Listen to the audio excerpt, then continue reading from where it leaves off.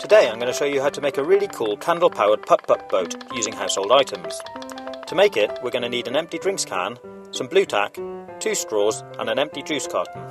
First we're going to make the boiler, and we'll start by taking our Coke can, cutting off the top and bottom with a pair of scissors and turning it into a flat sheet.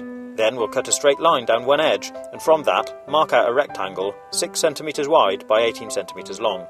Be very careful not to cut yourself. Once we've cut that out, we need to gently fold it in half, but don't push down hard on the fold as we don't want it to tear. Next we need to mark out a 1 cm line around one half of the boiler and cut it out with our scissors. So we should now have something which looks like this.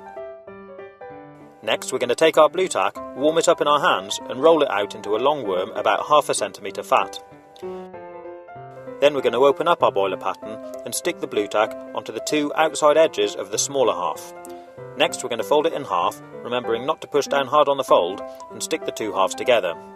Then we're going to take a bit more blue tack and put it on the edges. It should look like this.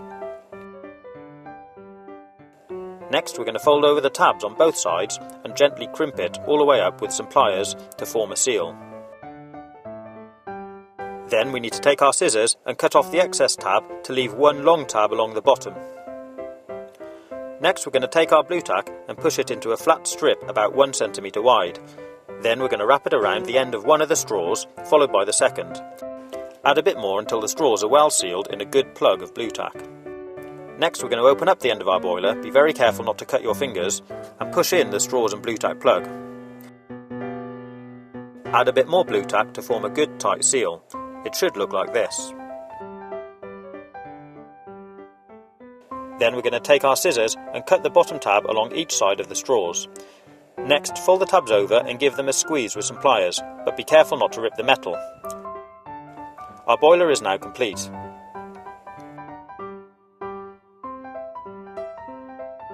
Next, we need to test its airtight by dipping it into a bowl of water and gently blowing through the straws. If you see any air bubbles leaking, give that area a gentle squeeze with the pliers and try again. To make the boat, we're going to take our empty juice carton, mark out and draw a line down the middle of it and cut it in half. To make the cabin for the inside of the boat, cut the bottom off the half with a plastic lid. Or if you have another empty juice carton, you can cut the bottom off that to make a slightly bigger cabin. I've also cut out some windows and we'll be fixing this in place later. Next we need to cut a small hole in the bottom of the boat for the 2 straws to go through. This should be roughly halfway up the carton and in the middle. Then we need to put a thin ring of blue tack around the hole on both sides. Next we're going to take our boiler and poke the 2 straws through the hole.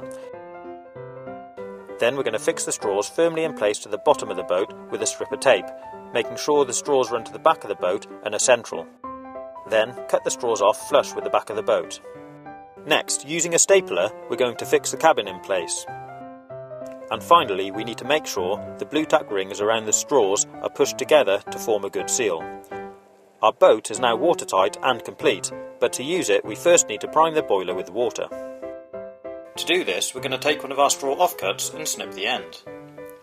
Then we're going to poke it into one of the straws at the back of the boat, and with a mouthful of clean water, blow water through the system until it comes out of the other straw. The boiler is now primed and ready to use. All we need to do now is drop a tea light candle under the middle of the boiler, put it into the bath and wait for it to warm up. It shouldn't take long for the boiler to start popping and off she goes.